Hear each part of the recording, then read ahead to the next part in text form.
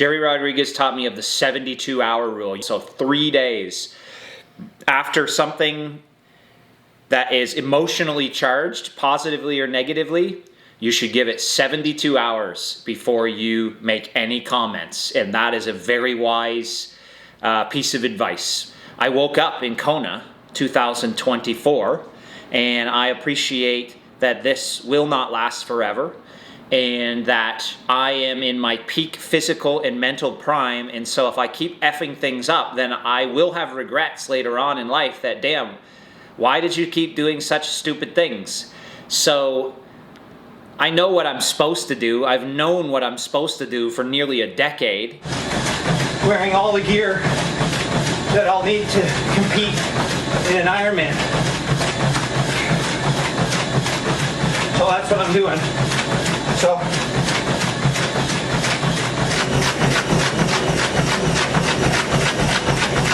I just not been doing it.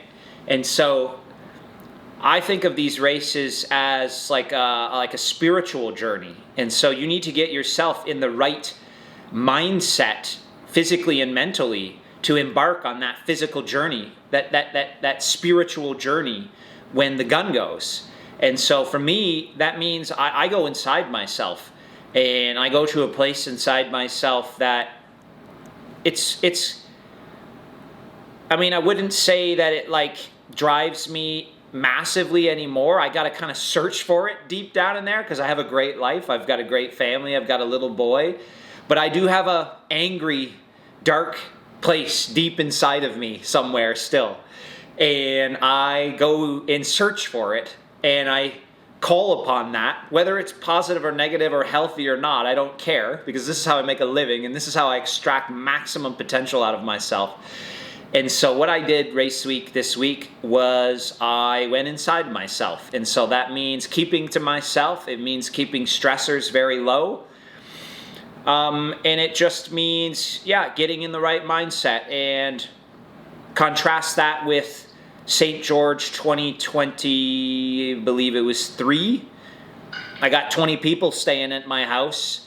We're filming, race week series that are like fun and, like fun and games and stuff. And we're having joking around and stuff. And don't get me wrong, that's all great. And I can't wait for a day where I go to these races to coach people, and that's the fun. We're having fun. It's a fun thing. It's a fun endeavor. But for me and how I race, this is business. This is hardship. This is suffering. And so I can't be having 20 people staying at my house, chit-chatting, doing pizza party the night before. You know what I mean? No, we don't do that anymore. Something, it's not just your race week that gets you to the start line. Something that you embarked on this year is you said, I'm done with the outside influence. I'm doing everything. I'm using all the experience that I've taken since 2013, and I'm doing it my way. So we made a video way earlier this year that there was a lot of negative comments that Lionel's done for, I'll never win a race again, blah, blah, blah, blah, blah. And you began to visualize what you needed to do in practice to execute on race day. Are you still doing exactly what you said there? I almost chickened out after that video, and I started working with particular coach, Bjorn, who was Patrick Lang's coach for many years, and we started chatting, and I really like him. He's a great guy, and I almost chickened out, and I was almost like, I don't know if I can do it on my own. I don't know if I can. And then I said, no, you have to do it, man. It's the last thing. You have to rely now. You have the knowledge. You have all of the knowledge you need now to reach your maximum potential. You have it all. In all of the 3 disciplines, you have the knowledge it's going to take to reach maximum potential in the swim. I promise you. No one's going to tell you something you haven't heard in the swim now. I promise you. You're not very talented. I agree with that as well. So you're not going to be swimming 22:15 or whatever Seth Ryder swam. You're not going to swim that, unfortunately. But you certainly can swim better, and you know how to do it. And you know how to bike with the best of them. And you know how to run with the best of them. And you need to stop with these excuses and having this reliance that someone else is going to tell you how to do it, because you've spent 15 years analyzing this and messing around. You know how to do it. So I said politely to Bjorn, I said, I really like you. I really appreciate your time, but it's the time now for me to do it on my own. And it's the last thing. And so when you fail because of your own power. And when you succeed, you succeed. I shouldn't say you succeed because of your own power, because I've learned so much from so many people over the years. So that would be a misstatement. But you certainly succeed because of the culmination of all of these things you've learned over the years, and you're bringing that culmination together. Do you think, though, that you can win a top-level race being self-coached? Like, do you think there's anyone out there, any of the top guys, like they could go win an Ironman Texas that's self-coached? I don't know. I can't see it. I couldn't see it. You know, I'll probably be the only one who could coach myself and win a race. Like, how could that be possible that anyone could win a race coaching themselves, you know? Not even Gustav or Christian. I don't think Christian could do it. No, Christian's not going to be able to do it on his own. He's going to fail, for sure. I mean, you know what Christian needs is a coach to learn how to change a flat. If he had a good coach would have taught him how to change a flat. If I was his coach, I would have taught him how to change a flat, for sure. So I am open to coaching Christian, because he needs it. To answer the question seriously, great athletes are great. A great athlete can work with anyone and be great. And so does a coach make a great athlete, or is a great athlete born, or is it a mindset? And coaches absolutely help athletes express themselves, express their talent. But great athletes are great. I stand by that. They can work with 20 different coaches and they will still be great. My goals were entirely internal. They were not external in any way, because I've learned after 15 years of devoting myself to this that the right orientation is to focus on yourself. Don't worry about the other guys.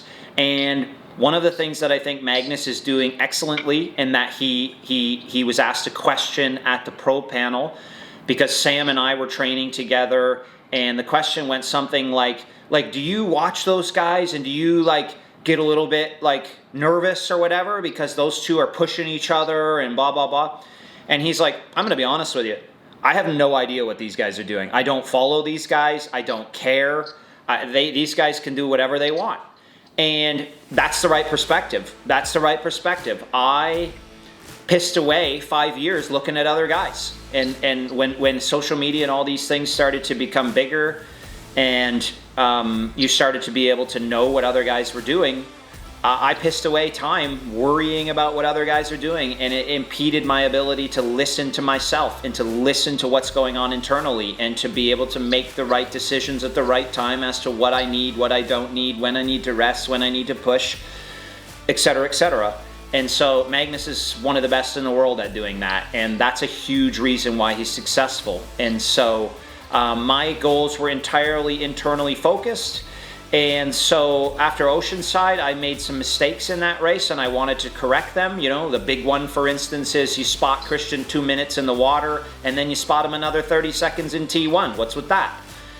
We're not going to spot guys anytime in T1 anymore. So that was a big goal of mine. Another thing that I did incorrectly was I didn't swim the day before Oceanside. I mean, you're not very good at swimming. You're going to have to work your way to do well. So I made sure to swim the day before. And then another thing that I didn't do very well on Oceanside was start very well. I didn't start with much urgency. And these races are moving more and more in the direction of being ITU races.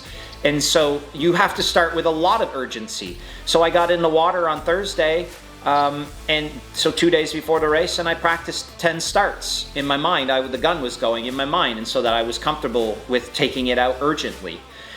And so that's how I looked at the entire race. And I check-marked that Thursday swim. That was a goal. I check-marked swimming the day before. That was a goal. I didn't warm up before Oceanside. I do some stretching. I do the stretch cords to get my lats engaged. I didn't do that before Oceanside. That was a third goal that I wanted to hit. I did do that before St. George. And then I took it out when the gun went. I took it out with urgency. Another goal hit. Then in the middle of the swim, where I was kind of in Oceanside lollygagging it, I swam with more urgency, and I tried to bridge that gap. I was dropped from Jackson Laundry, but I really did try and make an effort to get to that pack up there, and I'm not strong enough to do it, but I tried. And so check mark, more urgency in the middle. And then smashed C1, check mark. And then got onto the bike. And I use a power meter, I use all of these GPS and blah, blah, blah. But at the end of the day, I listened to myself and I said, show me what you got. Let's ride hard, man. Ride really hard. Let's get to the front of this race, because if you want to win any major race, you're going to have to get to the front of the race. And so I invoked that reminder that Trevor Foley gave me in Kona, that if you want to win, man, you get to the front, and I don't care what it takes. You get to the front. And so I don't really remember what I pushed. I think maybe 380 to 400 for the first 20 minutes to bridge the gap to Magnus and Justin. And then when I got there, I was like thinking, oh, should I start to play things tactically or something? And I was like, no, who cares? Who cares about these guys? Who cares about anybody here? We're not playing anything tactical. There's no tactics here. What is the tactic? Tactics is I'm going to win. That's the tactic. And I'm going to smash this race. And I don't care. Blow up on the run then. Great. Go for it. And so that was my other goal, was in Oceanside, I didn't ride, when I noticed that I wasn't going to catch the front, I didn't really ride with any urgency. And so then in the middle of the bike, I rode with a lot more urgency this time. Like who cares about anybody? Then if there's no one in front, then visualize someone else in front and go for them. And so that was my perspective, and that led me to get off the bike with, I believe, 2 minutes and 40 seconds on Sam. And then on the run, my only goal for the run was to go hard right to the finish. In Oceanside, I didn't go hard to the finish because I thought I was doing Ironman Texas 3 weeks later, and I was like, oh, this is where you do the damage. So once I had entered the lead and I did about 2Ks pretty hard and created separation between myself and I believe it was Seth Ryder, then I kind of eased off the gas, and I said, no, that's so you got Christian Blumenfeld running a 107.20 for 14th place for absolutely no reason, and you're letting off the gas. Like, that's not the mind of champion. That is not what it takes to be a champion. I want to see the things it takes to be a champion today. And so I ran hard to the finish, and that's what I did. And then I lost time the first lap to Sam, but then I gained time the second lap. And so... Let's go back to the bike real quick. Did you know Magnus had got a flat when you were bridging away? And did you surge on him? What did you end up averaging? It looks like that you just went as hard as you could on the bicycle. I went pretty darn hard, for sure. I averaged about 360 watts. And so it was a very good ride for me. It's a very, one of my better rides. I didn't know that Magnus had gotten a flat, but when it made sense when I got the information. I couldn't believe it, if I'm being honest with you, when I looked back and there was nobody there anymore. But I didn't think anything of it. I just, like I said, I was very focused on myself.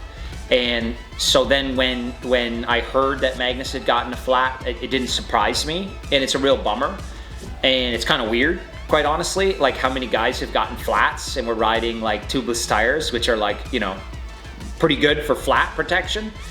And so once again, it's a real bummer, and of course I would love to have battled Magnus start to finish, but I'm focused on myself.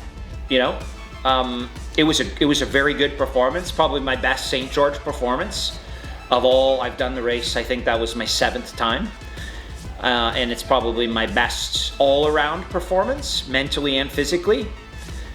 But I'm just getting warmed up. I'm just getting warmed up. I can't. I'm so motivated. I'm so hungry. I can't even wait. I'm already. I gave the body the time it needed to recover. I took 3 days recovery, but like I'm so fired up, and I'm you start getting fit, you start absorbing these things fast. You said it was one of your best performances. Do you feel like that you have room to improve, or do you think you've peaked for the season? With certainty, I have room to improve. I'm swimming 25 minutes. I know I can swim 24 minutes. I'm gonna swim 24 minutes, so I got a minute to go there. On the bike, I know that I can push more power. I know that I can ride the road better, and I know that I can continue to hone my position. So there's some time there.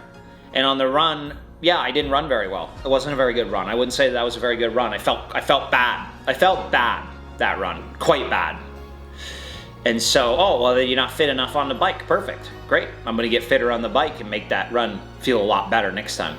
Yeah, so it was a wonderful experience. We had a great week. We stayed after. We had some fun afterwards. What a great city, town that St. George is, and the surrounding areas, Hurricane and Washington, all great places. I will be back for sure, even if there is no race. I will be back for sure because it's one of my favorite places in the world to go to. And so I just want to say thanks to everyone who's made that race possible and who's put in, volunteer hours and just allowed triathlon to flourish in St. George. So many world champs, so many great races, so many great experiences. And so I'm very thankful to have taken part in some of those. And I hope, of course, that it comes back again in the near future, and I will definitely be there. And I thank everyone for the cheers and for following along. And, from my perspective, what I'm trying to cultivate is that I would give this same interview even if I'd finished 10th.